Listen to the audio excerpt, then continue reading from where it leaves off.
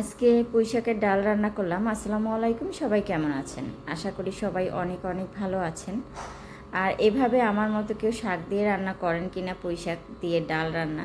আসলে পুঁই শাক আর ডাল এটা অসাধারণ একটি খাবার। যে কোনো আমি প্রায় কিছু কিছু শাক দিয়ে ডাল রান্না করি, আমার কাছে অনেক মজা লাগে, এরকম ঘন করে রান্না করি। আর এখানে কিছু আস্ত শুকনো মরিচ দিয়েছি, আর এর কাঁচামরিচও এখানে অ্যাড করেছি। কিন্তু এরকম করে ডাল রান্না করলে সত্যি কথা ডাল দিয়েই আপনি ভাত খেতে পারবেন 2 প্লেট।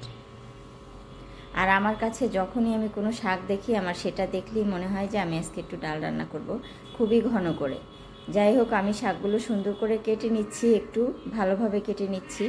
আর এই যে আমি ডাঁটগুলো নিচ্ছি, পুঁই শাকের যে ডাঁটটা, ওটা হচ্ছে একদম সফট যেটা, সেটা নিচ্ছি, কিন্তু শক্তটা নিচ্ছি না। একদম সফট একটা আছে একদম সামনে, সেটা নিচ্ছি। তো এটা আর কিছু শাক, হালকা পাতলা কিছু শাক নিচ্ছি, হালকা একটু আপনার মাঝখান থেকে একটু কেটে নিচ্ছি। এরকম করে আমি অল্প কিছু নিব, বেশিটা না, বেশি হলে আবার ভালো লাগবে না। তো যা মানে ডালের পরিমাণ বুঝে তারপরে আমাকে নিতে হবে। তো আমার শাকগুলো কাটা হয়ে গেছে, আমি সেটাও আপনাদেরকে একটু শেয়ার করলাম, দেখালাম কিভাবে আমি এই ডালটা রান্না করি। তো আমি ডালটা বসিয়ে দিয়েছি অলরেডি, আর এখানে হালকা লবণ আর হালকা একটু হলুদ দিয়েছি, লবণ পরিমাণ মতো দিয়েছি। এখন আমার ডাল ঘুটুনি আছে, সেটা দিয়ে আমি ডালটা সুন্দরভাবে ঘুটে নিচ্ছি। এভাবে আমার ডালটা একদম সফট হয়ে গেছে, মানে গলে গেছে আর কি। তো সেটা আমি সুন্দর করে একটু করে দিচ্ছি, ঘুটে দিচ্ছি, যাতে সবগুলো ডাল একদম হয়ে যায়। তো আমার ডালের মধ্যে এখন আমি যে পুঁই শাকগুলো কেটে রেখেছিলাম, ধুয়ে পরিষ্কার করে একদম সুন্দর করে একটা ঝাঁঝরিতে রেখেছিলাম, সেই শাকগুলো এখন এখানে অ্যাড করে দিচ্ছি। এখন দেওয়া লাগবে, কারণ হচ্ছে তাহলে শাকগুলো সেদ্ধ হবে না। তো ডালটা ঘোটার পরেই শাকগুলো দিতে হবে, ঘোটার আগে দিলে আবার শাকগুলো থাকে না তেমন একটা, ঘুরতে গেলে শাকগুলো একদমই হয়ে যাবে। তো আগে ডালটা ঘুটে নিতে হবে, তারপরে আপনার শাকগুলো দিয়ে দিতে হবে ওর মধ্যে।